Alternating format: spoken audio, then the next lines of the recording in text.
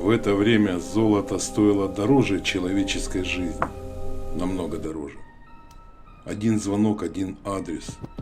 И твоя бывшая одноклассница больше не вернется домой.